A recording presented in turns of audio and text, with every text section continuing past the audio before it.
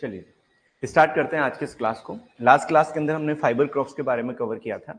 कुछ क्वेश्चंस आप लोगों से मैं पूछ लेता हूँ। फादर ऑफ कलर्ड कॉटन किसे कहा जाता है? Father of coloured cotton, very good, किसे कहा जाता है? वीएम खादी को कहा जाता है। ठीक, फाइबर की जो मैच्योरिटी है वो किस इंस्ट्रूमेंट के द्वारा मेजर की जाती है? एरियालोमीटर के द्वारा। ठीक है, फाइबर फाइनेंस किसके द्वारा मेजर किया जाता है? फाइबर फाइनेंस रेशे का बारीकपन जो है वो किसके द्वारा मेजर किया जाता है? भूल गए? कल की क्लास में पढ़ा था, माइक्रोनियम के द्वारा। चलिए, जो बीटी कॉटन है उस बीटी कॉटन का पर हेक्टेयर प्लांट पॉपुलेशन जो है वो कितना होता है? 10,000 होता है। मतलब R/P कितना होता है? 1:1। ठीक है, रिफ्यूजिया क्रॉप जो है वो कौन सी क्रॉप से रिलेटेड है, या रिफ्यूजिया टेक्निक जो है किससे रिलेटेड है? किससे है? बीटी कॉटन से रिलेटेड है। वर्ल्ड के अंदर कौन सी जेनेटिकली मॉडिफाइड क्रॉप्स का एरिया सबसे ज्यादा है? Soybean. First genetically modified crop कौन सी थी? इंडिया के अंदर जो जेनेटिकली मॉडिफाइड क्रॉप है और वो परमिट है कल्टीवेशन करने के लिए, उसका नाम क्या है?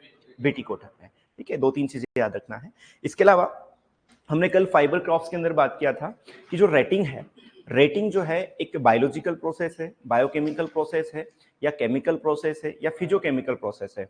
क्या है? बायोलॉजिकल प्रोसेस है। जो भी बच्चे ऑनलाइन हैं, चलिए जी, ठीक है।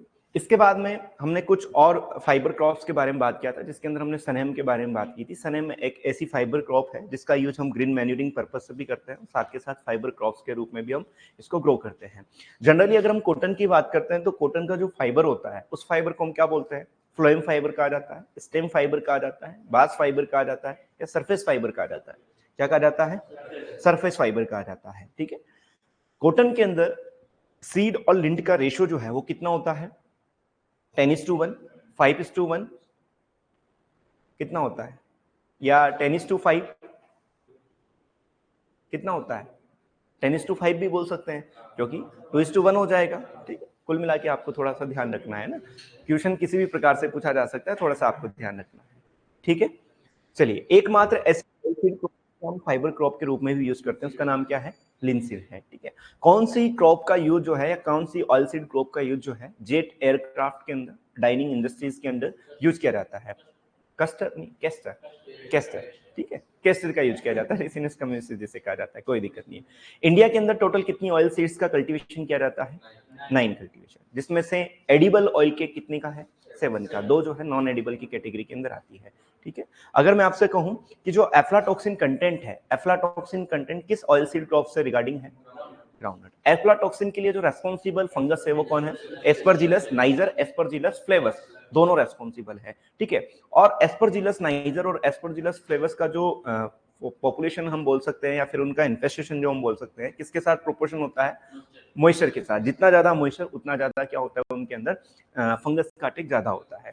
Safe storage of groundnut kernel की अगर हम बात करते हैं तो कितना % मॉइस्चर पर करते हैं? कर्नेल की बात कर रहे हैं 5% से। ठीक है, और जनरली जो कोल्ड स्टोरेज हम करते हैं 5 to 8% या 6 to 8%, मतलब 8% से हमें क्या करना है? कम रखना है। ठीक है, कुछ पॉइंट्स हैं जो आपको याद रखना है।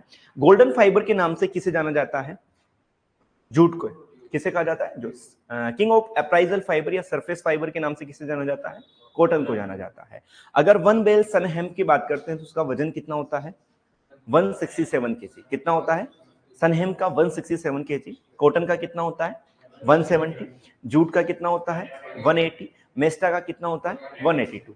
ये चीज याद रखना है। ठीक है, चलिए, यहाँ पर हम बात करते हैं शुगर केन के बारे में। जैसा कि आप सभी जानते हैं, शुगर केन भी एक बहुत कमर्शियल क्रॉप है। हमारे इंडिया के अंदर अगर हम बात करते हैं तो जो इंडस्ट्रियलाइजेशन की बात करते हैं और उसके अंदर एग्रीकल्चर का कंट्रीब्यूशन की बात करते हैं, तो एक कॉटन और एक शुगर केन दोनों जो है इंडस्ट्रियलाइजेशन के अंदर बहुत बड़ी भूमिका अदा करता है।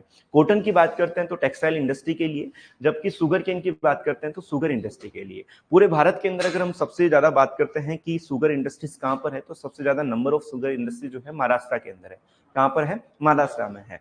ठीक है, यहां से 2 पॉइंट आपको याद रखना है शुगर केन स्टार्ट करने से पहले। एक क्वेश्चन पूछा जाता है sugar cane breeding institute, sugar cane breeding institute कहां पर है? शुगर केन ब्रीडिंग इंस्टीट्यूट, जिसको स्टेट बैंक ऑफ इंडिया की तरह जो है शॉर्ट फॉर्म में SBI के रूप में लिखा जाता है, ये कहां है? कोयम्बटूर में। कहां है? कोयम्बटूर, और कोयम्बटूर कहाँ है? तमिलनाडु के अंदर। इसकी स्थापना वर्ष आपसे पूछा जा सकता है, याद रखना है कब है? 1912। ठीक है। इसके अलावा एक कॉटन से रिगार्डिंग आपसे क्वेश्चन पूछा जा सकता है, या फिर शुगर केन के अंदर एक और है, Indian Institute of sugar Cane Research. ये कहां पर है?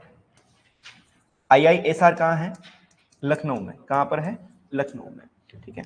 इसके अलावा आपसे पूछा जा सकता है शुगर इंडस्ट्री के लिए, या फिर शुगर ब्रीडिंग इंस्टीट्यूट जो है, शुगर केन ब्रीडिंग इंस्टीट्यूट कहां पर है? कोयम्बटूर तमिलनाडु में है, जिसकी स्थापना 1912 में हुई थी। इसके अलावा Indian Institute of sugar Cane Research की बात करते हैं तो क्या है? लखनऊ के अंदर है। देखिए शुगर केन के अंदर जो मोस्ट इंपोर्टेंट क्वेश्चन आपसे पूछे जा सकते हैं, फर्स्ट वन हम बात करते हैं sugar cane.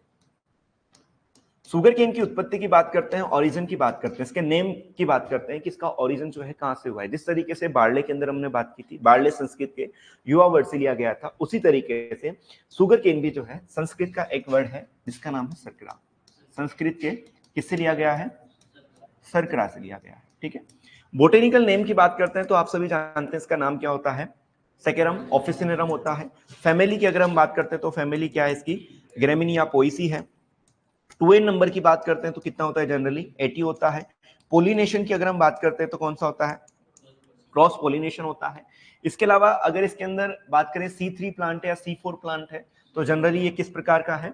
C4 plant nature का है। लॉन्ग डे या शॉर्ट डे है तो कहा जाता है ये इंटरमीडिएट है। इंटरमीडिएट।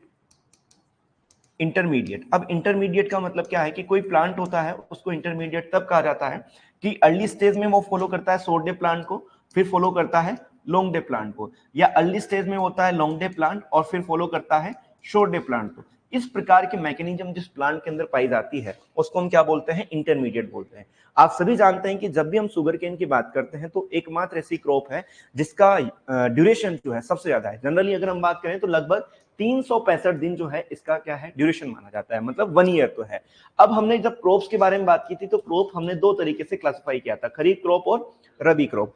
खरीफ क्रॉप के अंदर हमने कहा था खरीफ वर्ड बड़ा है, यानी ये सब किस नेचर की होती है? शॉर्ट डे प्लांट होती है। रबी क्रॉप किस नेचर के होते हैं? लॉन्ग डे प्लांट होते हैं। लेकिन खरीफ, रबी और समर ये तीनों एक एग्रीकल्चर ईयर के अंदर आते हैं, दैट इज क्लियर। और शुगर केन कितने दिन का है? 365 दिन का, मतलब 1 ईयर इसका ड्यूरेशन है। 1 ईयर है तो आपका शॉर्ट डे भी होगा और आपका लॉन्ग डे भी होगा। इस वजह से शुगर केन को क्या कहा जाता है? इंटरमीडिएट डे लेंथ वाला प्लांट कहा जाता है। याद रहेगा ये पॉइंट। इसके बाद अगर हम बात करें शुगर केन के बारे में तो शुगर केन से 2-3 क्वेश्चन और पूछे जा सकते हैं।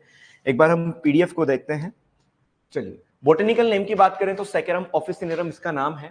फैमिली की बात करें तो ग्रेमिनी। ओरिजिन की बात करते हैं तो इंडिया। क्रोमोसोम नंबर की बात करें तो 2n बराबर 80। टाइप ऑफ पोलिनेशन किस प्रकार का पाया जाता है? क्रॉस पोलिनेशन पाया जाता है। ठीक है।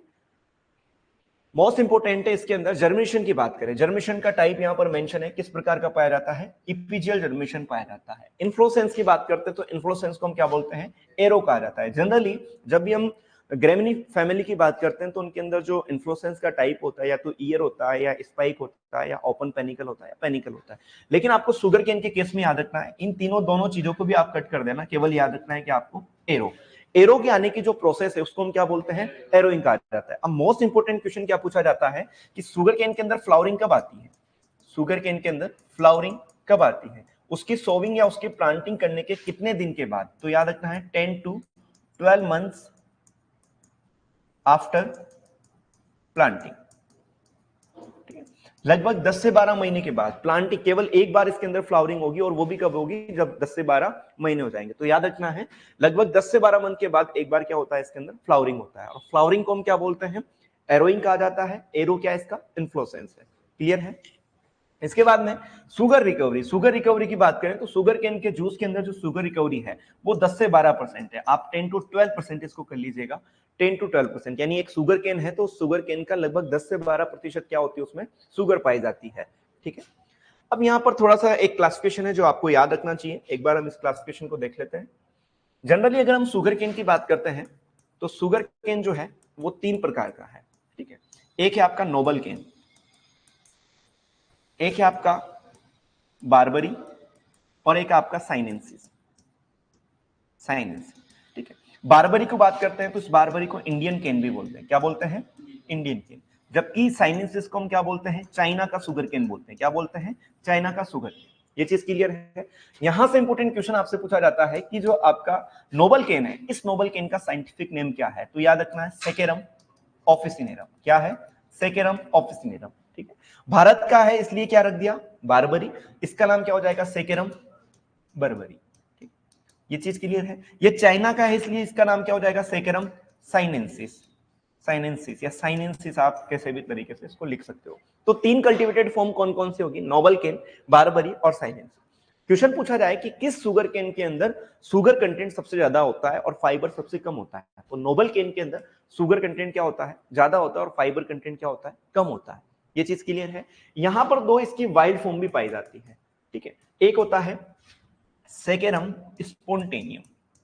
सेकेरम स्पोंटेनियम जो कि सुगर केन का क्या है? पूर्वज है, जिसको हम क्या बोलते हैं? कांस ग्रास कहा जाता है। क्या कहा जाता है?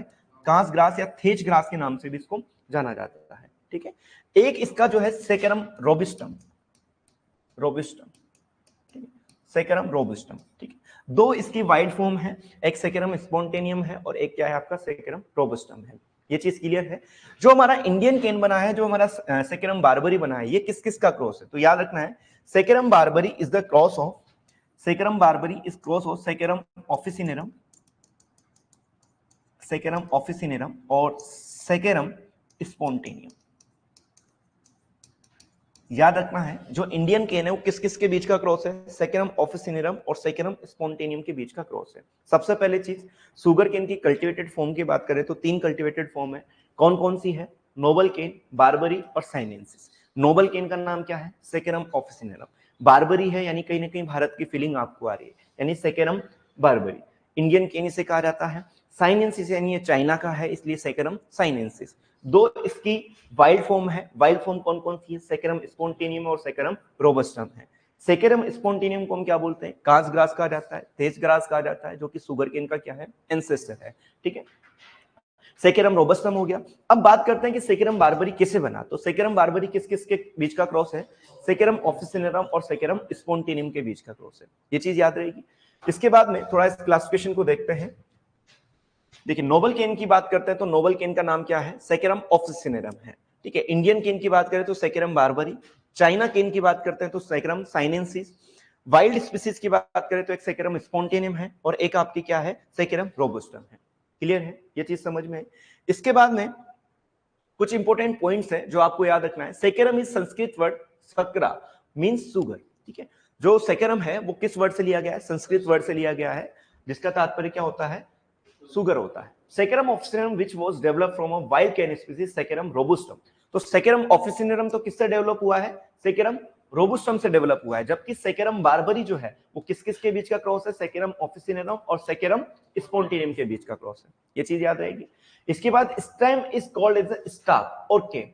सुगर केन का जो स्टेम है उसको हम क्या बोलते हैं? स्टाक कहा जाता है या केन कहा जाता है। जबकि अगर हम बात करें आपके वीट की, आपके राइस की, तो इनका जो स्टेम होता है उसको हम क्या बोलते हैं? कुल्म कहा जाता है। क्या कहा जाता है? कुल्म कहा जाता है या कुम इसको बोल देते हैं। कहीं ना कहीं एल जो है साइलेंट यहाँ पर है। ठीक है, sett root is temporary and primary root and shoot root is permanent root in sugar cane. Most important है, थोड़ा ध्यान से समझने की कोशिश करना। यदि अगर हम सुगर केन की बात करते हैं तो जैसे ही आप सुगर केन की प्लांटिंग करते हो तो प्लांटिंग करने पर यहां से जो प्राइमरी रूट्स निकलती है उन प्राइमरी रूट्स को हम बोलते हैं सेट रूट। तो याद रखना है, आपसे क्वेश्चन पूछा जा सकता है प्राइमरी रूट्स का क्या नाम है? प्राइमरी रूट्स को हम क्या बोलते हैं? सेट रूट कहा जाता है। और ये जो है टेम्पररी नेचर होती है। कैसे होती है? टेम्पररी। सेकंड आती है आपकी शूट रूट। शूट रूट जो होती है वो सेकेंडरी रूट होती है और परमानेंट होती है। ठीक है, ये चीज आपको याद रखना है। ठीक है, सुगर केन के अंदर एक सेट रूट होती है, एक शूट रूट होती है। सेट रूट जो है वो प्राइमरी रूट होती है जो टेम्पररी नेचर की होती है, और शूट रूट जो होती है वो सेकेंडरी होती है और परमानेंट नेचर की होती है। चलिए, ठीक है, लिखा है यहां तक। इसके बाद में sett root is temporary in primary root and shoot root is permanent root in sugar cane. Next point की बात करें, optimum temperature for sugar synthesis is cane is 30 degree Celsius, यानी शुगर केन के अंदर यदि अगर शुगर बनेगा तो उसके लिए जो ऑप्टिमम टेम्परेचर है वो कितना है, 30 degree Celsius. High temperature at the time of harvesting decrease sucrose content and increase the glucose content. यदि हाई टेम्परेचर होगा कहां पर, हार्वेस्टिंग के टाइम पे, तो decrease sucrose and content and increase the glucose content. ये पॉइंट क्यों mention है, इसका रीजन ये है बच्चों कि अगर मान लीजिए लास्ट टाइम पे जब मैच्योरिटी स्टेज आएगी, तो मैंने कहा था फिजियोलॉजिकल मैच्योरिटी एक ऐसी स्टेज होती है जब प्लांट के अंदर सारे के सारे केमिकल कंपोजिशन कंप्लीट हो जाते हैं, जितना स्टार्च बनना था उतना बन जाएगा, उसके बाद कोई इसके अंदर बढ़ोतरी नहीं होती है। लेकिन अगर टेम्परेचर बढ़ेगा तो टेम्परेचर बढ़ने की वजह से क्या होगा कि जो स्टार्च स्टोर है उसका अंदर क्या होगा, लिक्विडाइजेशन होगा, यानी वो पिघलना स्टार्ट हो जाएगी। जब ज्यादा टेम्परेचर होगा तो जो स्टार्च स्टोर है वो क्या होगा, पिघलना स्टार्ट कर जाएगा, मेल्ट होना स्टार्ट हो जाएगा, मींस उसका ब्रेकडाउन स्टार्ट हो जाएगा। तो हम जानते हैं कि स्टार्च क्या है, it is the poly saturate, कई सारे ग्लूकोज मिलकर क्या बनाते हैं, स्टार्च का फॉर्मेशन करते हैं, मींस स्टार्च ब्रेकडाउन होकर क्या बनाएगा आपका, ग्लूकोज बनाएगा। तो इसलिए कहा जाता है कि अगर हार्वेस्टिंग के टाइम पे टेम्परेचर बढ़ता है तो स्टार्च क्या होती है, कम होती है, और ग्लूकोज कंटेंट क्या होता है, ज्यादा होता है। ये चीज याद रहेगी।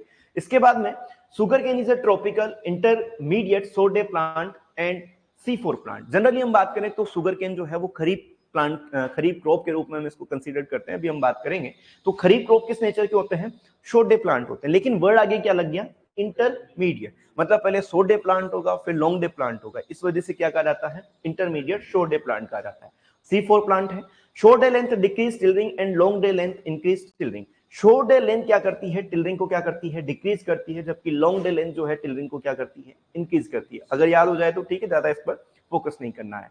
Climatic condition of South Indian cane belt is more favourable for cane cultivation. South India की जो कंडीशन है वो केन कल्टीवेशन के लिए बेस्ट है। अभी हम इसको समझेंगे ऐसा क्यों है। Production in South India is more than North Indian cane, take 12 to 18 months for maturity. ठीक है, साउथ इंडिया के अंदर जो आप शुगर केन ग्रो करते हो उसके लिए ड्यूरेशन कितना है, 12 से 18 मंथ है। इसीलिए मतलब favourable time for arrowing inflorescence की अगर हम बात करते हैं तो आपने देखा होगा शुगर केन ब्रीडिंग इंस्टीट्यूट कहाँ है, तमिलनाडु के अंदर, और तमिलनाडु भारत के कहां पर है, साउथ में है। इसलिए बेस्ट शुगर केन का कल्टीवेशन कहां होता है, साउथ इंडिया के अंदर होता है। Sugar cane is a cash crop, gives ready cash to the farmers. Market में जाओ आपको तुरंत पैसा मिल जाएगा। ठीक है, Brazil rank first in the area and production followed by the India and China. ठीक है, तो सबसे ज्यादा जो है वो ब्राजील का प्रोडक्शन में है, उसके बाद किसका है, इंडिया का है, देन चाइना का है। शुगर कैन बोल की बात करें तो किसको बोला जाता है, शुगर कैन बोल, यानी शुगर बोल हम बोल सकते हैं, शक्कर का कटोरा हम बोल सकते हैं। किसे कहा जाता है, क्यूबा। किसे कहा जाता है, क्यूबा को कहा जाता है। जिस तरीके से आपके राइस का बोल जो है, राइस बोल की अगर हम बात करते हैं, किसे कहा जाता है, छत्तीसगढ़ को कहा जाता है। ठीक है, अब यहां पर है कि वाटर कंटेंट की बात करें तो 77 से 86%, सुक्रोज की बात करते हैं तो 88 to 16% यहां पर याद रखना है। ग्लूकोज जो है 0.3 to 3%। ऑर्गेनिक मैटर, देखो यहां से आपको ज्यादा याद नहीं रखना है, बस केवल एक वर्ड याद रखना है, शुगर केन से जो शुगर की रिकवरी होती है वो कितना परसेंट होती है, 10 से 12% होती है, जो हमने पहले पढ़ा है। ठीक है, अब यहाँ पर दो तीन चीजें हैं जो आपको ध्यान रखना है कि अगर हम इसकी प्लांटिंग से संबंधित बात करें, जो थोड़ा मोस्ट इंपोर्टेंट है, ध्यान रखना है आपको। प्लांटिंग, प्लांटिंग अगर हम बात करें तो दो जगह हम करेंगे, एक नॉर्थ इंडिया के अंदर करेंगे और एक साउथ इंडिया के अंदर करेंगे। पहले साउथ इंडिया की बात कर लेते हैं। साउथ इंडिया के अंदर जो प्लांटिंग करते हैं उस प्लांटिंग हम करते हैं जनरली जून में और जुलाई के अंदर। कब करते हैं, जून जुलाई के अंदर। और उस प्लांटिंग को हम बोलते हैं अर्धसाली। क्या बोलते हैं, अर्धसाली प्लांटिंग। और अर्धसाली प्लांटिंग को मेच्योर होने में जो है कितना समय लगता है, मेच्योर ये होती है लगभग 15 to 18 मंथ्स में। ठीक है, 15 to 18 यानी 15 से 18 महीने इसको मैच्योर होने में लग जाते हैं। लेकिन हम कह सकते हैं मतलब 1.5 साल की ये क्रॉप होती है। क्लियर है। तो अगर आपसे क्वेश्चन पूछा जाए अर्धसाली प्लांटिंग का संबंध जो है वो किस रीजन से है, साउथ इंडिया से, नॉर्थ इंडिया से, तो किससे है, साउथ इंडिया से। क्लियर है। इसके अलावा नॉर्थ इंडिया की बात करें तो नॉर्थ इंडिया में होता है एक इकसाली प्लांटिंग। क्या होता है, इकसाली प्लांटिंग। इकसाली प्लांटिंग का मतलब क्या है कि एक साल के अंदर क्या हो जाएगा, आपका शुगर केन तैयार हो जाएगा। मतलब 12 मंथ्स का जो क्रॉप होता है उसको हम क्या बोलते हैं, इकसाली प्लांटिंग कहा जाता है। ये चीज क्लियर है। इसके अलावा यहां पर एक और प्लांटिंग की जाती है जिसको हम बोलते हैं स्प्रिंग प्लांटिंग। स्प्रिंग का मतलब क्या है, वसंत ऋतु। वसंत ऋतु कब आती है, फरवरी मार्च में आती है। जनरली इसका जो प्लांटिंग हम करेंगे वो कब करेंगे, फरवरी मार्च में। तो आपसे क्वेश्चन पूछा जा सकता है स्प्रिंग प्लांटिंग या एक साली प्लांटिंग कौन से रीजन में की जाती है, तो नॉर्थ इंडिया में, जबकि 80 साली प्लांटिंग कहाँ की जाती है, साउथ इंडिया के अंदर। याद रहेगा, अभी आगे आएगा ये नेक्स्ट, इन पॉइंट्स पर भी हम बात करेंगे। चलिए, शुगर केन की अगर हम बात करते हैं, आपने मार्केट में भी देखा होगा, अभी गर्मियों का मौसम स्टार्ट हो चुका है, तो जो शुगर केन की जो जूस की शॉप होती है वहां पर आप देखते होंगे कि जो शुगर केन होता है उसको मशीन से निकाला जाता है। निकालने के बाद जो है यहाँ पर एक तो जूस निकलता है, और जूस के साथ जो है थोड़ा कचरा या रॉ मटेरियल जो बचता है, एक बार इसको देख लेते हैं।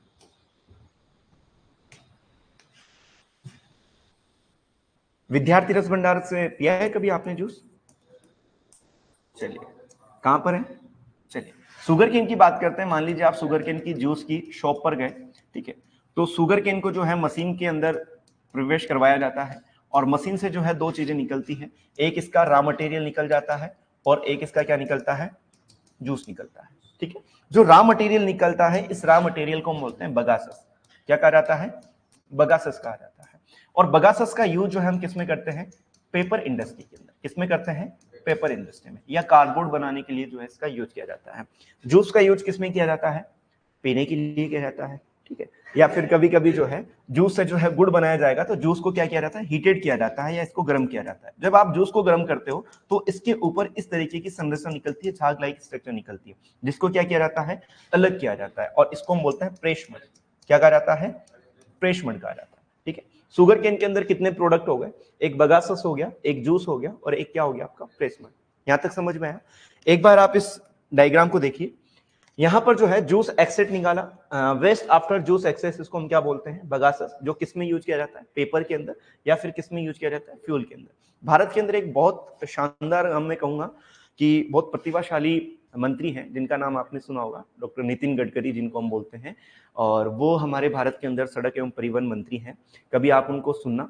उन्होंने कहा था कि 2014 के अंदर जब मोदी गवर्नमेंट आया था, कि मैं भारत के अंदर ऐसी कार ला दूंगा जो बिना पेट्रोल या डीजल के माध्यम से चलेगी, यानी हाइड्रोकार्बन से चलेगी या फिर एथेनॉल से चलेगी। तो उस टाइम पे एक ऐसा लगता था कि यार ये जो बोल रहे हैं वो सही नहीं होगा, लेकिन आप देखिए आज ईवी कार आ चुकी है, हाइड्रोकार्बन वाली आ चुकी है, एथेनॉल वाली आ चुकी है। ठीक है, तो शुगर केन का यूज जो है वो किसमें किया जाता है, फ्यूल में।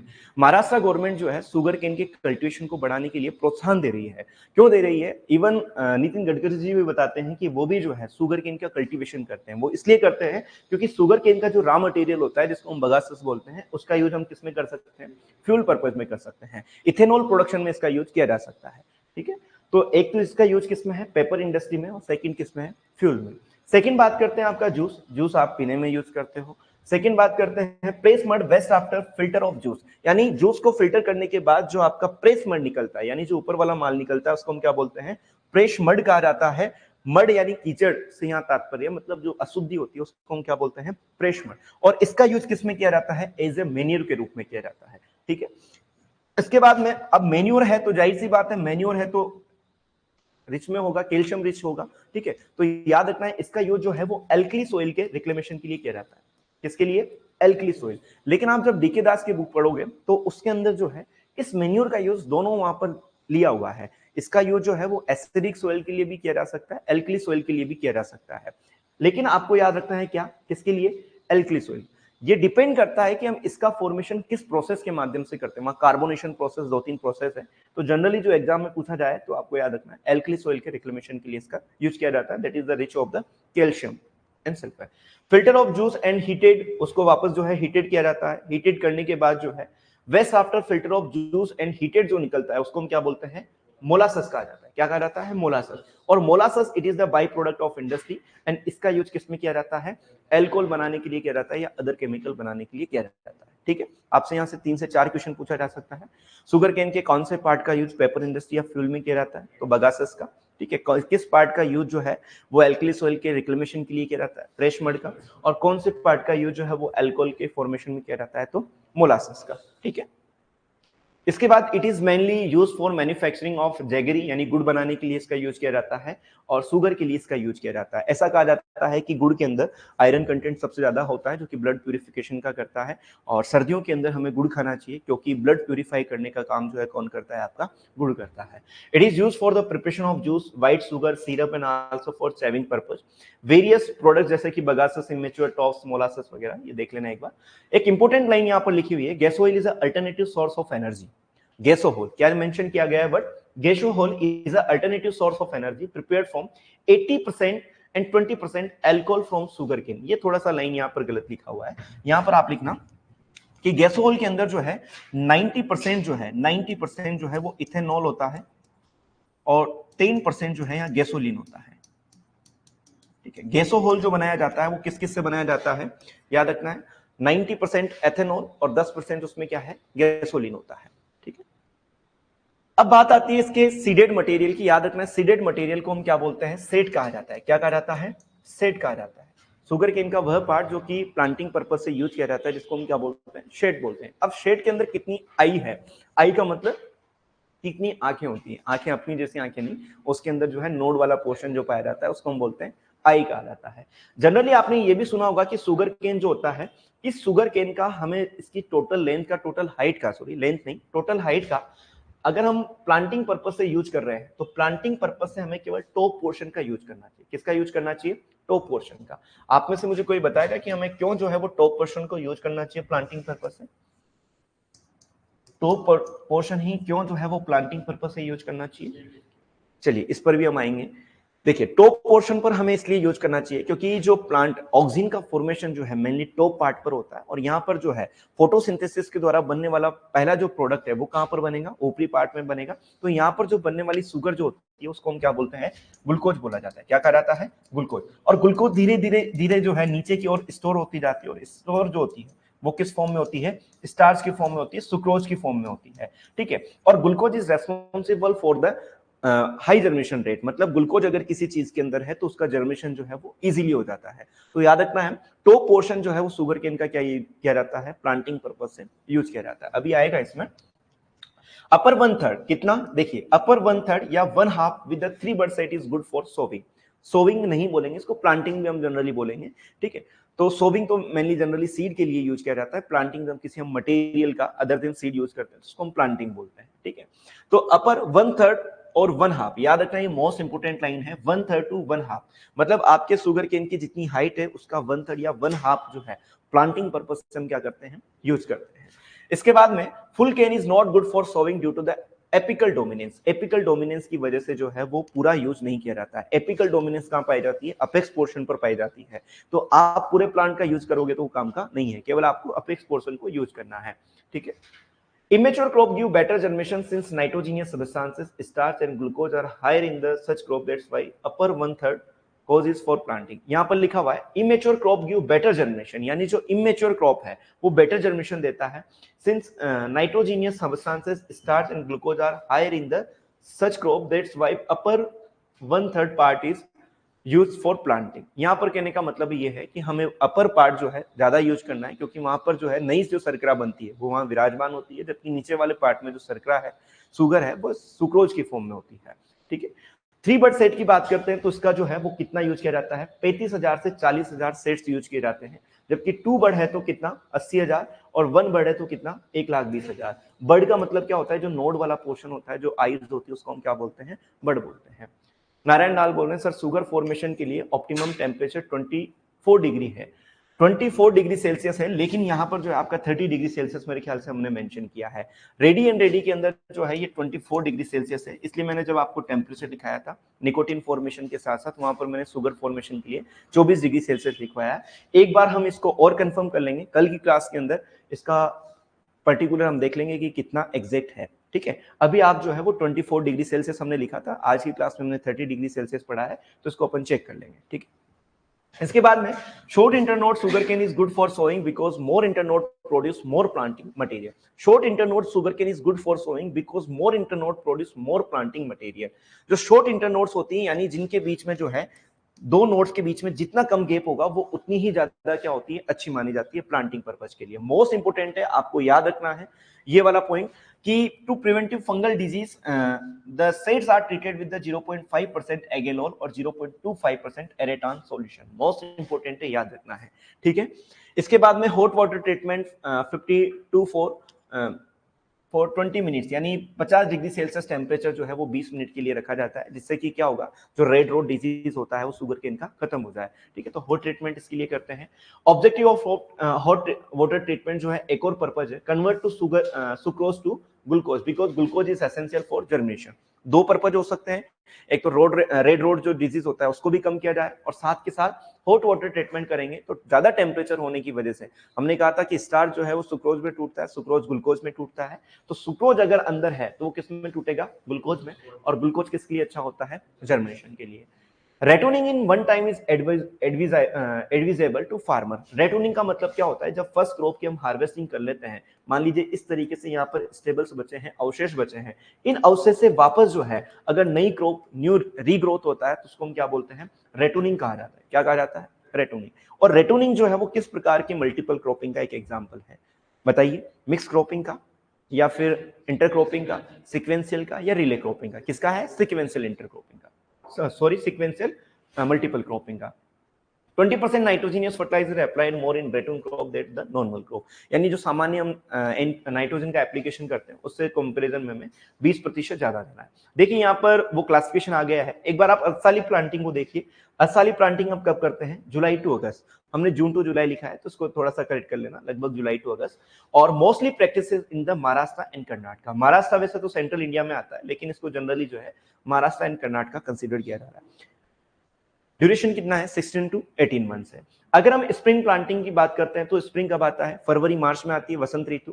तो नॉर्थ इंडिया के अंदर कब, फरवरी मार्च के अंदर, ठीक है। इकसाली प्लांटिंग की बात करते हैं तो इकसाली प्लांटिंग यहाँ पर थोड़ा सा गलत मेंशन है। ऑटोमन प्लांटिंग या इकसाली प्लांटिंग दोनों जो है हमारी नॉर्थ इंडिया के अंदर किया जाता है, साउथ इंडिया के अंदर नहीं की जाती है। और इसका जो ड्यूरेशन है वो कितना है, सितंबर टू अक्टूबर है, ठीक है। आप इस पॉइंट को भी याद मत रखना, और इन दोनों पॉइंट्स को आप याद मत रखिए, केवल ये याद रखना इकसाली प्लांटिंग को ऑटोमन प्लांटिंग बोला जाता है। ऑटोमन यानी पतझड़ का महीना, और पतझड़ जो है कब आता है, सितंबर में आता है, ठीक है। तो सितंबर से अक्टूबर। प्लांटिंग मेथड से इंपॉर्टेंट क्वेश्चन आपसे पूछे जा सकते हैं। कुछ इंपॉर्टेंट चीजें हैं जो आपको ध्यान रखना है। फ्लैट बेड की बात करते हैं तो सामान्यतः समतल भूमि पर जो है प्लांटिंग करना क्या कहलाता है, फ्लैट बेड मेथड कहलाता है। रिज एंड फरो मेथड के अंदर आप सभी जानते हैं कि मान लीजिए जैसे कि इस तरीके से, तो ये किस शेप में हो गया, वी शेप में हो गया, ठीक है। तो ridge and furrow method adopted in moderate rainfall, V shape form furrow is prepared. Depth कितनी रखी जाती है, 20 से 25 centimetre, and distance between the furrow 90 centimetre. यानी जो फरो आप बना रहे हो, जो खाई आप बना रहे हो, उसकी डेप्थ कितनी होगी, 20 से 25 सेंटीमीटर होगी। जबकि अगर डिस्टेंस ऑफ टू फरो, दो फरो के बीच में जो डिस्टेंस है वो कितनी रखी जाती है, 90 सेंटीमीटर रखी जाती है, ठीक है। Eye to eye planting system is may be done. यहां पर जो है वो कौन सा सिस्टम फॉलो किया जाता है, eye to I. I to आई का मतलब क्या है कि इस तरीके से जो है वो प्लांटिंग यहां पर की जाती है, ठीक, इस तरीके से, सॉरी, यानी इस आई का कांटेक्ट किससे होगा, नीचे वाली आई से होगा। इसके बाद में ट्रेंच और जावा मेथड मोस्ट इंपोर्टेंट है, याद रखना है। Mostly practised in Java, U shape trench is prepared. Depth 20 से 25 centimetre, distance between furrow is 100 centimetre. ये आपको याद नहीं रखना है। मोस्ट इंपोर्टेंट है कि ये किसने डेवलप किया है, in Indian Institute of sugar Cane Research ने इसको डेवलप किया है, जो कि आपके लखनऊ में है, ठीक है। पिट प्लांटिंग की बात करते हैं तो पिट प्लांटिंग जो है वो आसाम में की जाती है, केरला के अंदर की जाती है। कुल मिला के बात यह है कि आपको जो प्लांटिंग याद रखनी है, इस प्लांटिंग के अंदर एक तो आपको रेगोन मेथड के अंदर क्या किया जाता है, cane is remain in the field and top of the cane is cut with sprout lateral branches and 4 to 6 with sprouted buds is separated in single bud shed and transplanted on ridge। Generally ये कहा जाता है कि आपने मान लीजिए एक बार sugar cane का कल्टीवेशन किया है, तो वहां से आप शुगर केन के ऊपर वाले पोर्शन को क्या कर लोगे, कट कर लोगे। कट करने के बाद में वहां से वापस जो है वो लेटरल ब्रांचेस, इस तरीके से ब्रांचेस वहां से निकलेगी। उन लेटरल ब्रांचेस को, यानी अंकुरित होने वाली लेटरल ब्रांचेस हैं, and 4 to 6 with sprouted buds, ठीक है, is separated in single bud shed and transplanted on rice। तो हमें क्या करना है, 4 से 6 वीक के बाद जब वहां से नई कलिकाएं निकलेगी, उन कलिकाओं को वापस कट करना है, और कट कर कर जो है उनको क्या करना है, रीज के अंदर प्लांटिंग करनी है, जिसको हम क्या बोलते हैं, रेगन मेथड ऑफ ट्रांसप्लांटिंग कहा जाता है। क्वेश्चन पूछा जा सकता है किस क्रॉप की प्लांटिंग से संबंधित है, तो याद रखना है सुगर केन की प्लांटिंग से संबंधित है। ठीक है, डेप्थ कितनी रखी जाती है 30 सेंटीमीटर और डिस्टेंस कितना रखा जाता है 90 centimetre between the two furrows. ठीक है, एक क्वेश्चन पूछा जा सकता है कि टेस्ट ब्लॉक मेथड किसका इंप्रूव्ड मेथड है, तो सिंपल याद रखना है रेगोन मेथड का है। बट ट्रांसप्लांटिंग जो है आपको याद रखना है स्मॉल पॉलीथीन के अंदर ट्रांसप्लांटिंग किया जाता है। इतना सेबलॉन्ग प्लांटिंग या स्पाउटिंग के अंदर एक चीज याद रखना है, जावा और क्यूबा के अंदर जो सबसे मोस्ट है वो है आपका सेबलिंग या स्पाउटिंग। ठीक है, कई सारा कॉम्प्लेक्स आपके सामने सिस्टम हो गया। दो तीन चीजें यहाँ पर याद रखना है। सुगर केन के अंदर अगर हम रो टू रो डिस्टेंस की बात करते हैं तो कितनी होती है 90 सेंटीमीटर। कितनी होती है 90 सेंटीमीटर।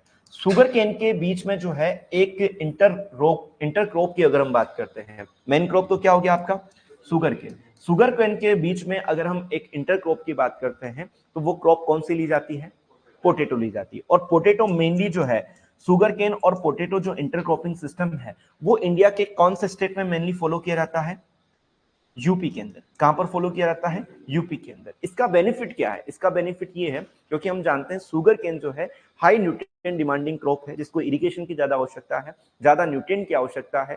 ठीक है, तो इसका मतलब अगर बीच में जो खाली पड़ी जमीन है, क्योंकि हम जानते हैं पोटैटो के लिए R/P जो है यानी R to R डिस्टेंस कितना होता है 45 होता है। दो सुगर केन के बीच में हम क्या ले सकते हैं, पोटैटो को ग्रो कर सकते हैं।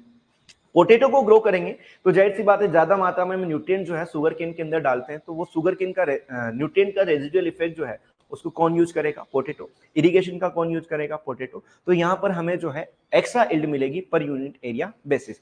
और इस प्रकार के इंटरक्रॉपिंग सिस्टम को हम बोलते हैं एडिटेटिव सीरीज, जो कि आपके सिनर्जिस्टिक इंटरक्रॉपिंग का एक पार्ट है, जो कि मेनली आपके यूपी के अंदर फॉलो किया जाता है। ठीक है, इसके बाद में tying is done in August and earthing up is done in the June July. Generally जैसे ही सोविंग हम करते हैं उसके बाद में उन सेट्स को कवर करने के लिए हम क्या कर देते हैं, सोइल के द्वारा कवर करते हैं। टाइंग का मतलब होता है बांधना। ब्लाइंड होइंग का मतलब क्या है कि hoeing is done after sowing and before germination of crop, यानी हमने क्रॉप यानी हमारा जो सेट है उनकी प्लांटिंग कर दिया है, उनका जर्मिनेशन नहीं हुआ है, उसके बीच में इन इंटर रो जो स्पेस है यानी 90 सेंटीमीटर का जो स्पेस है उसके अंदर हम इंटरकल्चर ऑपरेशन करते हैं, यानी जो भी वीड वहां पर विराजमान है वो सब क्या हो जाएंगे, नष्ट हो जाए।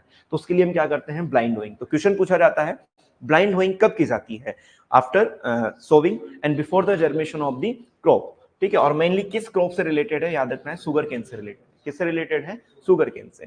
बेनिफिट ऑफ ब्लाइंड होइंग का मतलब क्या है, break hard layer of soil, यानी सुगर केन की दो रो के बीच में जो हार्ड लेयर बन रही है, कॉम्पैक्ट लेयर बन रही है, वो ब्रेक हो जाएगी। ब्रेक होगी तो एरेशन बढ़ेगा।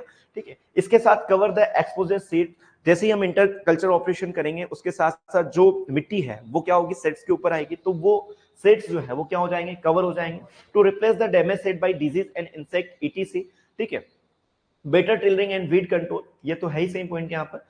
Zero till is mostly practised in sugar cane, zero till is mostly practised in rice field. यहाँ पर थोड़ा सा आप चेंजेस करना। अगर आपसे क्वेश्चन पूछा जाए, एग्जाम में क्वेश्चन पूछा भी गया है, भारत के अंदर मोस्टली जो जीरो टिलेज फॉलो किया जाता है वो राइस वीट क्रॉपिंग सिस्टम में फॉलो किया जाता है। किसमें किया जाता है, rice wheat cropping system. Rice wheat cropping system Bharat के अंदर सबसे ज्यादा फॉलो किया जाने वाला क्रॉपिंग सिस्टम है, पहली चीज याद रखना है। हम राइस फीड क्रॉपिंग सिस्टम के अंदर ही जीरो टिलेज को क्यों फॉलो करते हैं, इसका एक सबसे बड़ा जो एग्जांपल है वो ये है कि राइस का जब भी हम कल्टीवेशन करते हैं तो जनरली लो लैंड राइस कल्टीवेशन इंडिया के अंदर ज्यादा किया जाता है, मतलब पडलिंग के माध्यम से जो है राइस का कल्टीवेशन ज्यादा किया जाता है। डायरेक्ट सीडेड राइस जो है भारत के अंदर कम किया जाता है, या एरोबिक राइस मेथड जो है कम फॉलो किया जाता है। जब आप पडलिंग करते हो तो जाहिर सी बात है आपकी सोइल जो है वो पूरी तरीके से क्या हो जाती है, बेकार हो जाती है, डिस्ट्रॉय हो जाती है, क्योंकि पडलिंग से क्या होता है, हार्डीनेस डेवलप होता है, इम्प्रीवियस लेयर का फॉर्मेशन होता है, यानी कॉम्पैक्टनेस जो है सोइल की सब सरफेस के अंदर बनता है। तो नेक्स्ट क्रॉप की सोविंग करने जब आप जाओगे तो उस कॉम्पैक्ट लेयर को आपको ब्रेक करना होगा। ब्रेक आपको सोविंग करना पड़ेगा, फिर सेकेंडरी टिलेज ऑपरेशन करना पड़ेगा। मतलब सोविंग करने में, राइस की हार्वेस्टिंग के बाद वीट की सोविंग करने में आपको 10 से 12 दिन तो फील्ड प्रिपेयर करने में लग जाएंगे। और जब आपको 10 से 12 दिन लग जाएंगे तो महीना जो है आपका दिसंबर का स्टार्ट हो जाएगा, और दिसंबर के अंदर अगर आप वीट की सोविंग करोगे तो उसकी हार्वेस्टिंग जो है मार्च के लास्ट तक चली जाएगी, या हम कहें अप्रैल के सेकंड वीक तक चली जाएगी। और अप्रैल के सेकंड वीक में due to the climate change, जलवायु परिवर्तन के कारण भारत के अंदर हीट वेव्स आना जो है शुरू हो जाती है। जब गर्म हवाएं चलेगी तो वीट के ग्रेन जो है, जिनके अंदर स्टार्च है, जिनके अंदर कार्बोहाइड्रेट है, वो पिघलना स्टार्ट हो जाएगा, वो जो है मेल्टिंग होना स्टार्ट हो जाएगा। और जिसकी वजह से इंडिविजुअल जो ईयर है, जो स्पाइक के जो बाली है, उसके अंदर जो ग्रेन है, उन ग्रेन की इल्ड क्या हो जाएगी, कम हो जाएगी। तो पर यूनिट एरिया जो है वो इल्ड क्या होगी, कम होगी। यानी पर हेक्टेयर वीट की यील्ड क्या होगी, कम होगी। जब वीट की यील्ड कम होगी तो जाहिर सी बात है कहीं ना कहीं फार्मर की जो इकोनॉमिक प्रॉस्पेरिटी होना चाहिए था वो नहीं होगी। इसको बचाने के लिए भारत के अंदर जो है राइस वीट क्रॉपिंग सिस्टम जहां पर फॉलो किया जाता है, राइस की हार्वेस्टिंग होने के बाद हम जीरो टिलेज इंप्लीमेंट्स के माध्यम से किसकी सोविंग करते हैं, वीट की सोविंग करते हैं। यानी वो किसमें एडवांटेज करती है, हमारे वीट की सोविंग के अंदर क्या करती है, एडवांटेज करती है। ये क्वेश्चन भी जो है पुराने एग्जाम्स में पूछा गया है, ठीक है। इसके लिए कई सारे हमने इंप्लीमेंट्स पढ़े थे, जो आप जहां हमने टिलेज वाला पोर्शन पढ़ा है वहां पर मेंशन करवा रखे हैं। Growth stage of sugar cane की बात करते हैं तो मोस्ट इंपोर्टेंट है आपकी जर्मिनेशन फेज। जर्मिनेशन फेज की बात करते हैं तो सोविंग टू 1 मंथ जो है उसको हम क्या बोलते हैं, जर्मिनेशन स्टेज कहा जाता है। टिलरिंग फेज को इसके अंदर क्या कहा जाता है, फॉर्मेटिव स्टेज कहा जाता है। क्या कहा जाता है, फॉर्मेटिव स्टेज कहा जाता है, जो 1 मंथ टू 3 मंथ होती है। इसके बाद में ग्राउंड ग्रोथ नहीं है, ग्रांड ग्रोथ स्टेज है। क्या है, ग्रांड ग्रोथ स्टेज है, यानी सबसे ज्यादा जो ग्रोथ होती है वो इस फेज में होती है। This is the heat moisture sensitive phase, यानी ये हीट और मॉइस्चर के प्रति सेंसिटिव फेज है, ज्यादा आपको इसमें ध्यान नहीं रखना है। मैच्योरिटी एंड राइपनिंग फेज की बात करते हैं तो 270 से 360 दिन में आती है। सबसे इंपॉर्टेंट चीज जो है आपको याद रखना है, जर्मिनेशन फेज या फॉर्मेटिव फेज आपको याद रखना है। फॉर्मेटिव फेज, टिलरिंग फेज को क्या कहा जाता है, फॉर्मेटिव फेज कहा जाता है। इंपॉर्टेंट क्वेश्चन आपसे यहां पर पूछा जा सकता है कि शुगर केन के अंदर क्रिटिकल क्रॉप वीड कंप्रेशन जो है वो कितने दिन का होता है, critical period of crop weed compression जो है वो कितने दिन का होता है। तो मैंने आपसे कहा था कि टोटल क्रॉप का जो ड्यूरेशन होता है उसका 1/3 से 1/4, यानी 4 से अगर इसको आप डिवाइड करते हो तो कितना आता है, 90 दिन आता है। कितना आता है, 90। और 3 से अगर इसको डिवाइड करते हो तो कितना आता है, 120 आता है। यानी जो ड्यूरेशन है, कितने ड्यूरेशन पर पीक होता है क्रॉप फीड कंप्लीशन, याद रखना है 90 टू 120 डेज पर जो है सबसे ज्यादा जो है critical period of crop weed competition होता है, ठीक है। इसके बाद में Cycocel and Polaris are use for the chemical ripening. Chemical ripening के लिए हम किसका यूज करते हैं, पोलारिस का यूज करते हैं, साइकोसिल का यूज करते हैं। इसके बाद crop mature within the 10 to 12 month in North India and South India 18 to 12 month. अब आपके मन में प्रश्न आ रहा होगा कि सर आपने जब शुगर केन स्टार्ट किया तो हमें तो एक गोली सेट कर दी कि शुगर केन के अंदर जो फ्लावरिंग है वो 10 से 12 महीने में आती है, लेकिन नॉर्थ इंडिया के अंदर तो शुगर केन का जो हार्वेस्टिंग है वो 10 से 12 महीने में हो रहा है, तो फ्लावरिंग कब लाओगे। याद रखना है फ्लावरिंग के लिए जो बेस्ट रीजन है वो कौन सा है, आपका साउथ इंडिया है। फ्लावरिंग मेनली शुगर केन के अंदर कहां होती है, साउथ इंडिया में होती है। तो साउथ इंडिया के अंदर ड्यूरेशन कितना होता है, 18 से 20 महीने का होता है। तो जो एरोइंग होगी वो कब होगी, 10 से 12वें महीने के अंदर होगी। याद रखना है इस पॉइंट को भी। ब्रिक्स रीडिंग की बात करते हैं तो कितना होता है, 18 टू 20% होता है। ब्रिक्स रीडिंग किसके द्वारा मेजर किया जाता है, हैंड रिफ्रैक्टोमीटर के द्वारा मेजर किया जाता है। मोस्ट इंपोर्टेंट है जो किसको मेजर करता है, टोटल सोल्यूबल सॉलिड। टीएसएस का मतलब याद रखना है क्या है, टोटल सोल्यूबल सॉलिड। एक और टेस्ट इसके लिए यूज किया जाता है जिसको हम बोलते हैं Fehling test. Glucose reading should be less than 0.5%। Glucose की रीडिंग कितना होना चाहिए, 0.5% से कम होना चाहिए। ये फैलिंग टेस्ट के माध्यम से पता लगाया जाता है। Indication of mature of crop, जिस तरीके से आपने खरबूजे के अंदर, तरबूजे के अंदर किस तरीके से जो है मैच्योरिटी स्टेज होती है, उस तरीके से हमारे शुगर केन के अंदर भी मैच्योरिटी स्टेज का पता लगाने के लिए कुछ इंपॉर्टेंट पॉइंट्स है। जैसे कि पत्तियां कैसी हो जाएगी आपकी, पीली पड़ना स्टार्ट हो जाएगी, ये संकेत है। Arrowing start and plant stop growing. Arrowing कब आती है, 10 से 12वें मंथ में आती है, यानी लगभग हमारी क्रॉप क्या हो जाती है, मैच्योर हो जाती है, और प्लांट की ग्रोथ क्या हो जाती है, स्टॉप हो जाती है। केन प्रोड्यूस मेटेलिक साउंड, यानी जब दो शुगर केन को आप आपस में बजाते हो तो मेटेलिक साउंड यानी धातुनुमा आवाज आपको आती है। इसके बाद में bird swell and start sprout, यानी जो कलिकाएं हैं वो स्वेल होना स्टार्ट कर जाती है, स्प्राउट होती है। Cane become brittle and break easily at nodes. जो सबसे इंपॉर्टेंट पॉइंट है वो आपको याद रखना है कि केन्स के अंदर कौन सा साउंड आता है, मेटेलिक साउंड आना स्टार्ट हो जाता है। सुक्रोज परसेंट हम कैसे निकालें, सुक्रोज परसेंट निकालने के लिए आपको क्या करना है, केमिकल फॉर्मूला है जो इंडियन सोसाइटी ऑफ एग्रोनॉमी की एक बुक है उसके अंदर ये मेंशन है। याद रखना है sucrose percent is the RB minus 3.06 divided by the 0.97। यहाँ पर आरबी क्या है, रिफ्रैक्टोमीटर ब्रिक्स वैल्यू है जो शुगर केन की हमें आती है। डायरेक्ट हम सुक्रोज कंटेंट नहीं निकाल सकते हैं, पहले हमें ब्रिक्स रीडिंग निकालना पड़ेगा, फिर एक केमिकल फॉर्मूला यहाँ पर मेंशन है। बहुत रेयरस्ट केस है कि आपसे यहाँ पर इस प्रकार के क्वेश्चन पूछे जाएंगे, लेकिन आपको क्या याद रखना है, कमर्शियल केन शुगर की अगर हम बात करते हैं तो सुक्रोज परसेंट केन जो है माइनस हाफ इमेच्योर परसेंट केन, ठीक है। तो कमर्शियल केन शुगर का मतलब क्या है कि मार्केट के अंदर जो शुगर केन से शुगर बनाई जाएगी वो कितनी बनेगी, तो उसका पता कैसे लगाना है कि सुक्रोज परसेंट कितना निकला, पूरे गन्ने के अंदर से सुक्रोज कितनी निकली, और उस सुक्रोज को हमें किससे माइनस करना है, इमेच्योर परसेंट केन से हमें माइनस करना है। इंप्यूरिटी कैसे निकालते हैं, तो इंप्यूरिटी ब्रिक्स माइनस पोल से हम निकालते हैं। आपको ज्यादा इसमें कॉम्प्लेक्स नहीं होना है, ठीक है, पोल वगैरह रीडिंग नहीं पूछ जाती है। सबसे इंपॉर्टेंट जो है इसकी वैरायटी है, को 419 इसकी कौन सी वेराइटी आपकी वंडर कैन है, ठीक है। को 205 मैंने आपको बताया था जब हमने हाइब्रिड वेराइटीज पढ़ी थी, तो उसके अंदर ये मेंशन किया हुआ है, ठीक है। एक बार इसकी वेराइटीज आप देख लेना, रेड रोट रेसिंग वेराइटी कौन कौन सी है, ठीक है। एक है आपका सुगर बीट, जिसको हम क्या बोलते हैं, चुकंदर बोलते हैं। अधिकतर एग्जाम के अंदर एक दो क्वेश्चन यहाँ से पूछे जाते हैं। सबसे इंपॉर्टेंट चीज जो है यहाँ से पूछी जाती है और बच्चे अधिकतर कंफ्यूजन में होते हैं, लास्ट ईयर भी जो है ये क्वेश्चन पूछा गया था।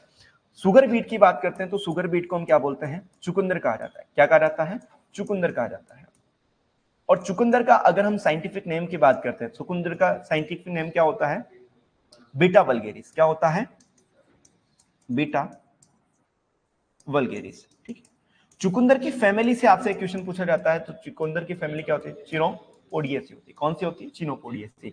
चुकंदर यानी सुगर बीट, यानी ऐसा बीट जिसके अंदर क्या होती है, सुगर होती है, जिसको हम चुकंदर बोलते हैं। चुकंदर यानी चू से याद रखना है, चीनी, यानी चिनोपोडिएसी। बहुत कंफ्यूजन होता है स्वीट पोटैटो की फैमिली में और सुगर बीट की फैमिली में, बड़ा कंफ्यूजन होता है। इसका नाम क्या है आपका, बीटा वल्गेरिस। इसके अलावा एक और होता है आपका जिसको हम शकरकंद बोलते हैं। क्या बोलते हैं, शकरकंद, ठीक है। और इसकी अगर हम फैमिली की बात करते हैं तो कौन सी होती है, कॉर्नवानुलेसी इसकी क्या होती है, आपकी फैमिली होती है, ठीक है। स्वीट पोटैटो जिसे कहा जाता है, क्या कहा जाता है, sweet potato. Ipomoea batatas, Ipomoea batatas, ठीक। आइपोमिया बटाटास की फैमिली जो है कॉर्नवानुलेसी है। कौन सी है, कॉर्नवानुलेसी है, जिसको हम शकरकंद बोलते हैं या फिर क्या कहा जाता है, स्वीट पोटैटो कहा जाता है। तो कंफ्यूजन नहीं होना है, सुगर बीट की फैमिली क्या है, चिनोपोडिएसी है। शकरकंद की बात करें, स्वीट पोटैटो की बात करें, तो किस फैमिली क्या है, आपकी कॉर्नवानुलेसी है, ठीक है। इसके बाद में नेक्स्ट पॉइंट की अगर हम बात करें, इसके अंदर फैमिली की चिनोपोडिएसी है, ओरिजिन मेडिटेरियन रीजन है, क्रोमोसोम नंबर 2n बराबर 18 है, पोलिनेशन क्रॉस पोलिनेशन पाया जाता है, शुगर रिकवरी 10 से 12% है, कार्बोहाइड्रेट 60% पाया जाता है, सीड रेट जो है 8 से 10 kg पर हेक्टेयर है। Biennial crop and rabi crop is essential crop of temperature country. Varieties of sugar cane की बात करते हैं तो Maribo, Magnapoly and Shubhra and Indus. Sugar beet आपको ज्यादा ध्यान नहीं रखना है, केवल ये चीज याद रख लो, इसका नाम क्या है, कौन से सीजन की क्रॉप है, फैमिली क्या है, ठीक है। इतना अपने लिए मोर देन सफिशिएंट है, ठीक है। इसके बाद में पोटैटो हमारा आ जाता है। ऐसा कहा जाता है कि गरीब आदमी का दोस्त कौन है, आलू है। कोविड के अंदर किसी ने साथ दिया न दिया हो घर वालों का, लेकिन किसने साथ दिया है, आलू ने दिया है। आलू के साथ प्याज ने भी जो है बड़ा साथ दिया था, ठीक है। क्योंकि सब्जी जो है उस टाइम में अवेलेबल नहीं हुआ करती थी, तो लोग जो है आलू और प्याज जो है सबसे ज्यादा खाया करते थे। और अभी भी कोई भी सब्जी जो हो, ठीक है, जहां पर मैस चलते हैं वहां पर आलू जो है आपको सब्जी में जरूर मिलेगा, ठीक है। चलिए, भिंडी आलू की सब्जी बनाएंगे तो भिंडी कम रहेगी और आलू ज्यादा रहेगा, ठीक है, अधिकतर ऐसा होता है, ठीक है। पोटैटो को 2-5 मिनट हम देख लेते हैं। पोटैटो की बात करते हैं तो सोलेनम ट्यूबरोसम इसे कहा जाता है, पुअर मैन फ्रेंड के नाम से इसे जाना जाता है। और पोटैटो जो है हमारे लिए इंपॉर्टेंट इसलिए भी है क्योंकि ये भी एक केस क्रॉप की कैटेगरी के अंदर आता है। जनरली आप इसको वेजिटेबल्स के अंदर तो पढ़ते ही हो, सोलेनेसी फैमिली से ये बिलोंग करता है। फैमिली की बात करें तो सोलेनेसी है, ओरिजिन जो है पेरू या साउथ अमेरिका है। उसके बाद क्रोमोसोम नंबर जो है 2n बराबर 42 है, यानी ये किस नेचर का है, टेट्राप्लॉइड नेचर का है। किस नेचर का है, टेट्राप्लॉइड नेचर का है। टाइप ऑफ पोलिनेशन की बात करते हैं तो सेल पोलिनेशन है। जर्मिनेशन इसमें भी कौन किस प्रकार का होता है, इपीजियल। शुगर केन के अंदर भी किस प्रकार का होता है, इपीजियल। इन्फ्लोरेसेंस जो है यहाँ पर किस प्रकार का है, साइमोज है। फ्रूट टाइप किस प्रकार का पाया जाता है, बेरी। कार्बोहाइड्रेट कितना होता है, 20%। ये हमारे काम की चीज है। क्वेश्चन पूछा जाता है कि पोटैटो के अंदर कार्बोहाइड्रेट कितना होता है, तो याद रखना है 20% होता है। कितना होता है, 20%, ठीक है। Potato is a stem modified crop. Most important है, याद रखना है कि पोटैटो क्या है, स्टेम का मॉडिफाइड, क्या है, स्टेम मॉडिफाइड क्रॉप का एग्जांपल कौन है, आपका आलू है, पोटैटो है, ठीक है। It is a source of starch. इसके अंदर क्या पाया जाता है, स्टार्च ज्यादा मात्रा में पाया जाता है। Tuber is an elongation underground stem produce of the end of stolon, ठीक है। ट्यूबर जो है, tuber is an elongation underground stem, यानी अंडरग्राउंड जो स्टेम पाया जाता है उसके इलोंगेशन से जो संरचना बनती है उसको हम क्या बोलते हैं, ट्यूबर कहा जाता है। On the end of stolon, किसके एंड पर, स्टोलन के एंड पर, ठीक है। इसके बाद suitable temperature for tuberization, most important है, याद रखना है। कंद बनने के लिए जो ऑप्टिमम टेम्परेचर है वो कितना होता है, 17 से 19 डिग्री सेल्सियस होता है। इसको अगर आप फारेनहाइट में चेंज करते हो तो शायद 64 से 65 डिग्री फारेनहाइट आएगा, एक बार आप निकाल लेना, ठीक है। फारेनहाइट में भी अगर आपसे पूछा जाए तो आपको याद रखना है। 30 डिग्री सेल्सियस से अगर ज्यादा टेम्परेचर चला गया तो ट्यूबराइजेशन क्या हो जाता है, स्टॉप हो जाता है। इसके बाद suitable temperature for tuberisation, night जो है 14 डिग्री सेल्सियस एंड डे के अंदर 20 डिग्री सेल्सियस। ये आपको याद नहीं रखना है। सबसे इंपॉर्टेंट पॉइंट जो है आपको ऊपर वाला याद रखना है। Potato is a C3 plant, ठीक है, एंड C3 प्लांट है and long day plant and short day plant for tuberization. Most important है अगर आपसे पूछा जाए फ्लावरिंग के लिए, किसके लिए? फ्लावरिंग के लिए। तो फ्लावरिंग के लिए किस नेचर का होता है? लॉन्ग डे प्लांट होता है। फ्लावरिंग की जब आप स्पेलिंग लिखते हो तो इसके अंदर एल आता है, लॉन्ग डे के अंदर भी क्या आता है? एल आता है, ठीक है। एक अगर हम बात करें ट्यूबराइजेशन पॉइंट ऑफ व्यू से, तो ट्यूबराइजेशन के अंदर अगर हम बात करते हैं तो क्या आता है? टी आता है, ठीक है। और यदि हम शॉर्ट डे की बात करें तो शॉर्ट आप जब लिखते हो तो यहाँ भी क्या आता है? आपका टी आता है। तो ट्यूबराइजेशन पॉइंट ऑफ व्यू से ये किस नेचर का होता है? शॉर्ट डे प्लांट होना चाहिए। फ्लावरिंग पॉइंट ऑफ व्यू से ये किस नेचर का होना चाहिए? लॉन्ग डे प्लांट होना चाहिए। मोस्ट इंपोर्टेंट है, अधिकांश एग्जाम में पूछा जाता है कि सही कथन कौन सा होगा पोटैटो के संबंध में। फॉर फ्लावरिंग पर्पज जो है पोटैटो जो है किस नेचर का होना चाहिए? लॉन्ग डे प्लांट होना चाहिए। और ट्यूबराइजेशन पॉइंट ऑफ व्यू से कौन सा होना चाहिए? शॉर्ट डे, ठीक है। लॉन्ग डे यानी फ्लावरिंग यानी एल कहीं ना कहीं मेंशन है, शॉर्ट डे यानी टी आ रहा है, मतलब ट्यूबराइजेशन के पॉइंट ऑफ व्यू से कैसा होना चाहिए? शॉर्ट डे प्लांट होना चाहिए। क्लियर होगा ये? इसके बाद में सुटेबल सोयल, सैंडी और मीडियम लोम सोयल और एलुवियल सोयल नहीं पूछा जाता है। सबसे इंपॉर्टेंट चीज आती है सोलेनिन की। सोलेनिन मोर ग्रीननेस। सोलेनिन का मतलब क्या होता है कि जब पोटैटो का कांटेक्ट लाइट से होता है तो एक हार्मफुल कॉन्स्टिट्यूएंट बनता है जिसका नाम होता है सोलेनिन, ठीक है। And it is due to the greenness. It is toxic chemical which is produced due to the direct exposure of tuber in sunlight, यानी सूर्य के प्रकाश से जब कंद का डायरेक्ट संपर्क होता है तो क्या बनता है? एक हानिकारक पदार्थ बनता है जिसको हम बोलते हैं सोलेनिन।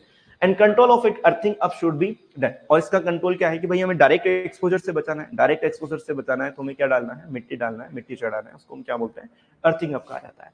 सोलेनिन नॉर्मली फाउंड जो है, सोलेनिन कितना पाया जाता है? 5 मिलीग्राम पर 100 ग्राम पाया जाता है। लेकिन सेफलिपेंट की बात करते हैं तो 20 मिलीग्राम पर 100 ग्राम। 100 ग्राम आलू के अंदर जो है सोलेनिन की मात्रा 20 मिलीग्राम से ज्यादा नहीं होना चाहिए। ये चीज याद रहेगी। उसके बाद seed rate and seed treatment most important है। 2 to 3 eyes with the 25 gram tuber requirement 15 to 20 quintal प्रति हेक्टेयर। जब मैं आपको टिलेज पढ़ा रहा था तो उसके अंदर मैंने एक पॉइंट लिखाया था कि टोटल कॉस्ट ऑफ कल्टीवेशन अगर किसी क्रॉप की आती है तो उसमें 30% तो जो है टिलेज इंक्लूडेड होता है। लेकिन पोटैटो के केस में टोटल कॉस्ट ऑफ कल्टीवेशन का जो खर्चा आता है वो 40% किस पे आता है? उसके सीड मटेरियल पर आता है। तो आप देखिए यहाँ पर सीड मटेरियल कितना चाहिए? 15 से 20 क्विंटल चाहिए। एक ट्यूबर का वजन कितना होता है? 25 ग्राम होता है। क्वेश्चन पूछा जा सकता है कि जब हम पोटैटो की प्लांटिंग करते हैं तो ट्यूबर का वजन कितना होना चाहिए? 25 ग्राम होना चाहिए। और एक हेक्टेयर के अंदर हमें कितने ट्यूबर्स की आवश्यकता होती है? 15 से 20 क्विंटल पर हेक्टेयर की आवश्यकता होती है। अगर मान लीजिए ट्यूबर का वजन ज्यादा है तो जाहिर सी बात है सीड मटेरियल का टोटल वेट भी क्या हो जाएगा? ज्यादा हो जाएगा। लेकिन आइडियल केस आपको केवल ऊपर वाला याद रखना है, ठीक है। इसके बाद में स्पेसिंग की बात करते हैं तो मैंने आपको शुगर केन के अंदर अभी बताया था कि पोटैटो को जो हम बीच में लगाते हैं तो कितना है? 45 इनका क्या होता है? R/R होता है। थायो यूरिया केमिकल मैंने आपको बताया था। Thiourea is responsible for the breaking the dormancy which is present in the potato seed material, ठीक है। तो थायो यूरिया का यूज किया जाता है। इसके अलावा जिब्रेलिक एसिड भी जो है वो डोरमेंसी को ब्रेक करने के काम आता है। एक और सॉल्यूशन है जिसको हम बोलते हैं chlorosine solution and 3% boric acid for common scab disease in potato, ठीक है। स्केप डिजीज जो है आपको पैथोलॉजी में पढ़ाया गया होगा और इसको बचाने के लिए जो हमें बोरिक एसिड या फिर क्लोरोसिन सॉल्यूशन का हमें यूज करना चाहिए। मोस्ट इंपोर्टेंट है true potato seed 100 to 150 gram per hectare and discovery bye the Ramanujan. दो चीजें आती है इसके अंदर, एक सीड प्लॉट टेक्निक आती है। Seed plot technique was given by the Pushkar Nath, जबकि true potato seed was given by the Ramanujan. True potato seed की सीड रेट की अगर हम बात करते हैं तो कितना है? 100 to 150 ग्राम पर हेक्टेयर। एक और क्वेश्चन आपसे यहां पर पूछा जाता है जो आपको याद रखना है, प्रोटीटो। क्या पूछा जाता है? प्रोटीटो। प्रोटीटो का मतलब क्या है? Protein rich potato. और प्रोटीन रिच पोटैटो की जो डिस्कवरी है वो की थी आशीष दत्ता ने। किसने की थी? आशीष दत्ता। और आशीष दत्ता ने जो इसकी डिस्कवरी की या इसके अंदर जो प्रोटीन रिच जीन्स डाले वो किस वीड प्लांट से डाले थे? याद रखना है, एमेरैंथस स्पीसीज से। किससे डाले थे? एमरैंथस स्पीसीज से। और हम सभी जानते हैं कि एमरैंथस एक ऐसा वीड प्लांट होता है जो नाइट्रोजन को ज्यादा फीड करता है। जब नाइट्रोजन ज्यादा होगा तो प्रोटीन का कंटेंट भी क्या होगा? ज्यादा होगा। जब प्रोटीन ज्यादा है तो मींस एमरैंथस का यूज जो है प्रोटीटो के अंदर किसने किया था? आशीष दत्ता ने। और उससे क्या बनाया था? प्रोटीटो बनाया था जो कि प्रोटीन रिच है, ठीक है। तो आप लिख लीजिए protato is the protein rich potato in which the protein rich character obtained from the amaranthus by the Ashish Datta. शॉर्ट में कैसे भी लिखो, 4 नाम लिख लो, आपको समझ में आना चाहिए कहने का मतलब क्या है, ठीक है। चलिए इसके बाद में SPT is a raising healthy and virus free seed during the October and January in low और no aphid condition and cutting हाउंड। जनरली क्या होता है बच्चों कि अगर हम कुफरी या शिमला की बात करते हैं तो टेम्परेचर बहुत कम होने की वजह से एफिड का अटैक वहां पर नहीं होता है, यानी वहां पर जो है फ्लावरिंग इजीली हो सकती है। इस वजह से अधिकांश जो ट्यूबर का जो प्रोडक्शन किया जाता है, सीड मटेरियल जो बनाया जाता है, वो आपके कुफरी शिमला में बनाया जाता है। जबकि हमारे नॉर्थ इंडिया के अंदर या हम कहें कि राजस्थान के अंदर या जहां पर महाराष्ट्र या फिर यूपी वाले जो एरिया है वो इसके प्रोडक्शन के लिए सही नहीं है।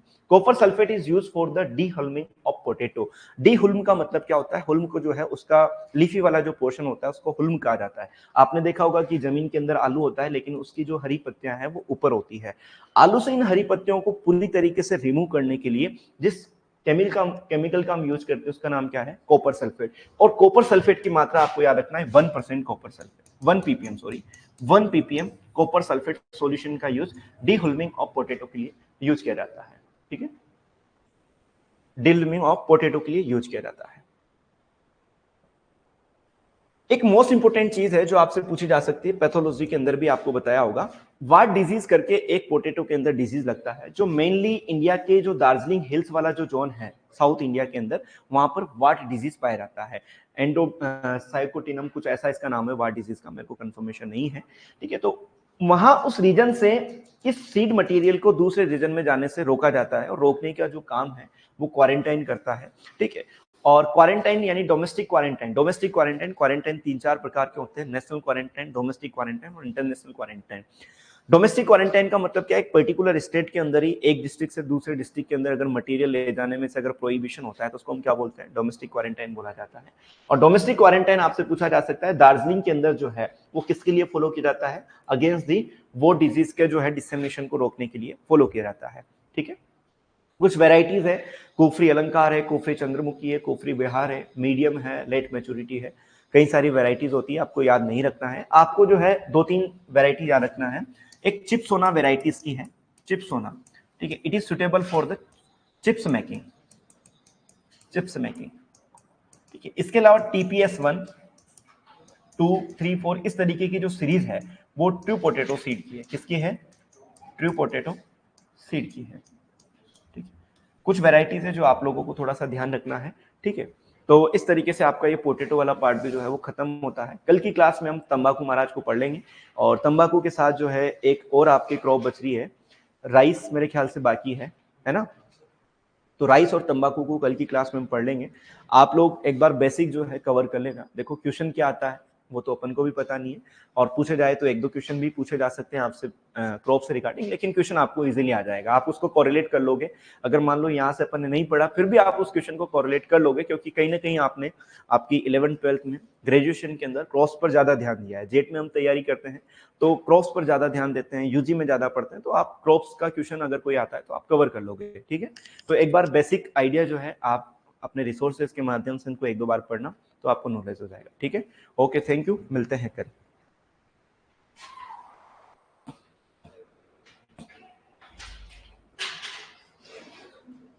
सीयूटी में इस बार क्या पैटर्न है आपका? सीयूटी के अंदर किसी को जानकारी है? 75 क्वेश्चन एग्रीकल्चर के और 25 क्वेश्चन केवल एग्रीकल्चर के। चलो यहाँ पर एक पूछ रहे हैं दिव्या चौहान, तो सीयूटी के अंदर कॉमन यूनिवर्सिटी एंट्रेंस टेस्ट के अंदर जो है 75 क्वेश्चंस जो है आपके किस में से आएंगे? एग्रीकल्चर वाले पार्ट से आएंगे, वही आपकी रैंकिंग डिसाइड करेंगे। और ये जो है आपके बनारस हिंदू यूनिवर्सिटी या फिर हम कहें कि बाबा भीमराव अंबेडकर यूनिवर्सिटी ऑफ लखनऊ उसके लिए है, और एक आपकी 2-3 जो है यूनिवर्सिटीज आपके नॉर्थ इंडिया के अंदर है, हिमाचल प्रदेश के अंदर है, उनके लिए एडमिशन के लिए है। अगर आप लोग 2 जून को जो है पेपर आपका खत्म हो जाएगा, उसके बाद आपके पास 13 दिन बाकी रहते हैं। एक बार जब भी आपके जेआरएफ के फॉर्म स्टार्ट हो तो 500 रुपये 100 रुपये जो भी लगे एक बार आप फॉर्म लगा देना। इसलिए लगाना कि आपने जो पढ़ा है 13 दिन है, 13 दिन एक बार आप एग्रोनॉमी को देख लेना। एग्रोनॉमी नहीं मतलब कहने का मतलब है आपका निमेटोलॉजी भी अगर फेवरेट हो तो आप निमेटोलॉजी से भी कर सकते हो, हॉर्टिकल्चर से कर सकते हो, किसी से भी कर सकते हो। मतलब आपको एक बैकअप प्लान के लिए जो है फॉर्म जरूर लगाना है। ऐसा मत सोचना कि हमें वहां से एमएससी नहीं करना है, हम वहां का फॉर्म नहीं लगाएंगे। फॉर्म कहीं का भी आए आपको फॉर्म जरूर लगाना है। ठीक है, ओके, थैंक यू। हाँ जी, कौन सी नर्सरी जो है? एक बार कहाँ है क्वेश्चन? नर्सरी जो है वो रिले क्रॉपिंग के अंदर क्यों आएगा? नर्सरी जो है रिले क्रॉपिंग के लिए इसलिए आएगा क्योंकि मान लो कि नर्सरी जो है वो एक छोटा एरिया होता है, और नर्सरी एक छोटा एरिया होता है तो मान लीजिए जैसे सीड है, ठीक है, तो उन सीड को हम अर्ली स्टेज में यहाँ पर ग्रो करेंगे। ये चीज क्लियर है? अब इनको यहाँ पर ग्रो करने के बाद हम मेन फील्ड में क्या करते हैं, ट्रांसफर करते हैं। ये चीज भी क्लियर है? अब हम जैसे ही कुछ प्लेट्स हमने यहाँ पर नर्सरी के अंदर ग्रो की थी, इनको मेन फील्ड के अंदर ग्रो करेंगे, ठीक है, और दूसरी प्लेट यहाँ पर क्या कर देंगे, उनकी जगह लगा देंगे। या फिर मान लीजिए नर्सरी के अंदर जो है और कुछ प्लांट्स को हम ग्रो कर देंगे या सीड को जो है हम जर्मिनेट होने के लिए रख देंगे। तो एक चीज का जो है पूरा ड्यूरेशन कंप्लीट नहीं हुआ, उसके पहले हमने दूसरी चीज का क्या कर दिया है, प्लांटिंग कर दिया है। इस वजह से नर्सरी को जो है उन्होंने रिले क्रॉप के अंदर कंसीडर किया होगा। ठीक है, ओके, थैंक यू, मिलते हैं कल।